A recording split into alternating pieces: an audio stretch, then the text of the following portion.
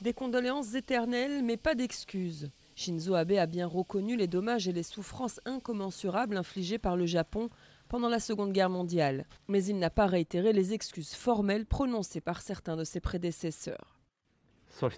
Au Japon, plus de 80% de la population est née après-guerre. Nous ne devons pas laisser nos enfants, petits-enfants et les générations suivantes, qui n'ont rien à voir avec la guerre, être prédestinés à s'excuser. Ce discours à l'occasion du 70e anniversaire de la reddition était très attendu par les voisins du Japon. Ceux qui ont subi le régime colonialiste et brutal de l'armée impériale, comme les femmes de réconfort, les esclaves sexuels des militaires japonais. J'espère qu'ils auront pitié de nous, nos combattants. Regardez nos corps, je suis paralysée et j'ai subi une chirurgie des yeux. Et malgré la chaleur et le soleil, je me bats pour obtenir justice. Les Japonais eux-mêmes sont plutôt partagés sur les déclarations de leur Premier ministre.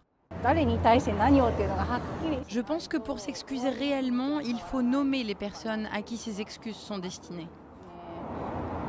Je pense qu'il était très prudent dans le choix des mots, parce qu'utiliser le mot « excuse » est plutôt délicat de la part d'un Premier ministre qui représente tout un pays. Les relations entre Tokyo et ses voisins sont encore hantées par la Seconde Guerre mondiale et la tension est montée d'un cran en 2012 à l'arrivée du conservateur Shinzo Abe. Son gouvernement est en effet favorable à l'exportation d'armes ainsi qu'à la participation du Japon à des opérations militaires aux côtés de pays alliés comme les États-Unis.